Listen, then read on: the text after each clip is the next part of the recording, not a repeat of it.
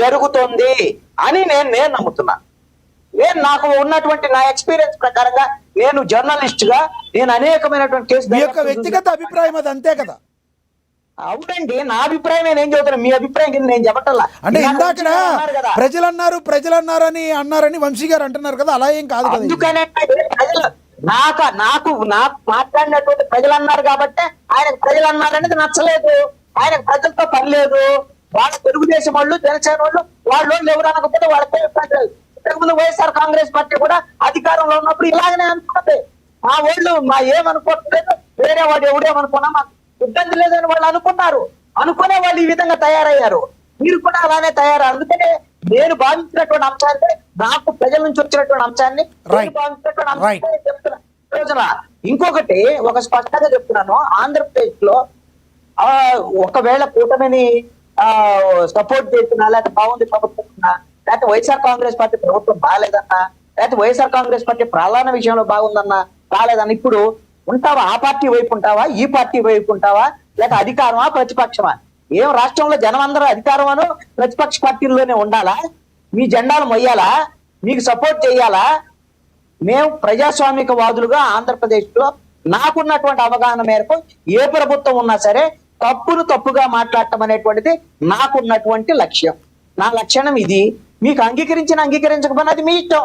నేను చాలా స్పష్టంగా చెప్తున్నాను, వైఎస్ఆర్ కాంగ్రెస్ పార్టీ 5 ఏళ్లలో చేసినటువంటి ఏవైతే తప్పులు ఉన్నాయో 2 ఏళ్లలో ఈ విధమైనటువంటి నేను చెప్పాను. ఇవి ఈ రోజున ఊబిలో కూరుకుపోయేటువంటి సిఐ నాగరాజును పట్టుకొని కూటమి ప్రభుత్వం ఊబిలో కూరుకుపోతుంది. చాలా స్పష్టంగా చెప్తున్నాను. ఇప్పటికైనా మేల్కోండి. మీరు ఇండిపెండెంట్ ఏజెన్సీతో విచారణ జరిపించండి. హైకోర్టు సిట్టింగ్ జడ్జితో విచారణ జరిపించండి. లేదు అనంటే ఈ ప్రభుత్వంలో ఖచ్చితంగా వీళ్ళని కాపాడటానికి పెద్ద అంశమే ఉంది అని నేను చెప్తున్నాను. ఖచ్చితంగా ఇంకోటి కూడా చెప్తున్నాను. ఈ సిట్టోళ్ళు వచ్చి ఏం తెలిచారయ్యా అడిగితే, ఇప్పుడు జడా శ్రవణ్ కుమార్ ఒక ప్రెస్ కాన్ఫరెన్స్ పెట్టి ఏ లాడ్జిలో, ఏ రూమ్ నెంబర్ లో ఏ విధంగా వేధింపులకు గురి చేశారు, ఎన్ని రోజులు ఉంచారు, ఏ ప్లాట్ఫామ్ మీద ఆయన పడేశారు, ఏ విధంగా అనాశవలాలు చేశారని ఒక ప్రెస్ మీట్ పెట్టి చెప్పాడు. అది కూడా సిట్టు దగ్గర లేదు. పోనీ సిట్టు దగ్గర మీరు దాన్ని నమ్మలేదు. పోలీసులకు సంబంధించినటువంటి జడా శ్రవణ్ కుమార్ దగ్గర వెళ్ళి వివరాలను కనుక్కోండి.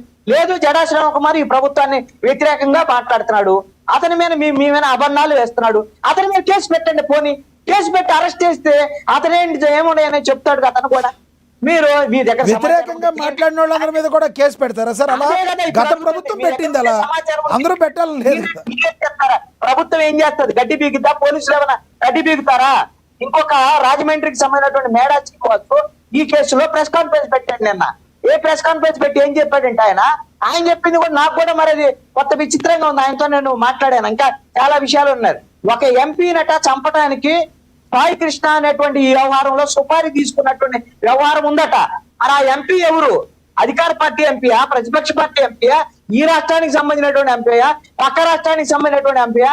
అసలేంటి ఇలాంటి ఎన్నో వస్తున్నాయో. జగ్గైపేటలో 15 కోట్ల రూపాయల భూ కుంభకోణానికి సంబంధించినటువంటి వ్యవహారంలో తెచ్చారు సాయి కృష్ణని.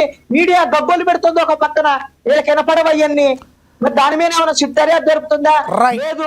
ఇది దగ్గర ఉంటే సమాచారం ఏంటి అంటే, సమాచారం ఉంటే ఏంటంటే పోలీసు తీసేస్తారు, సమాచారం తీసుకోవటం కదా అని. రైట్ కృష్ణాంజలి గారు, ధన్యవాదాలండి మీ అభిప్రాయాన్ని తెలియజేసినందుకు. ధన్యవాదాలండి కృష్ణాంజలి గారు, ధన్యవాదాలండి పసుపులేటి సురేష్ గారు, ధన్యవాదాలండి బండారు వంశీకృష్ణ గారు, ధన్యవాదాలండి రాయిపాటి అరుణ్ గారు మీ యొక్క అభిప్రాయాన్ని తెలియజేసినందుకు. ఏదైనప్పటికీ కూటమి మధ్య అంటే టీడీపీ, జనసేన మరియు వైసీపీ ఏదైతుందో కూటమి వర్సెస్ వైసీపీ మధ్య యుద్ధ వాతావరణం నెలకొంది. ఒకరికొకరు కారాలు మిరియాలు అయితే నూరుకుంటున్నారు. సాయి కృష్ణ అనే యువకుడి లాకప్ డెత్తో ఈ వివాదాలు మరింత చెలరేగాయి. ఇక వైసీపీ కుల రాజకీయం చేస్తుందని, కులాల మధ్య కుంపట్లు రాజేసి శవ రాజకీయం చేస్తుందని, ఇదేమీ వైసీపీ పార్టీకి కొత్త కాదని టీడీపీ, జనసేన పార్టీలు అంటున్నాయి. రాష్ట్రంలో శాంతి భద్రతలు లేవని, లా అండ్ ఆర్డర్లో ముఖ్యమంత్రి చంద్రబాబు వైఫల్యం చెందారని మరి వైసీపీ ఆరోపిస్తుంది. చూడాలి.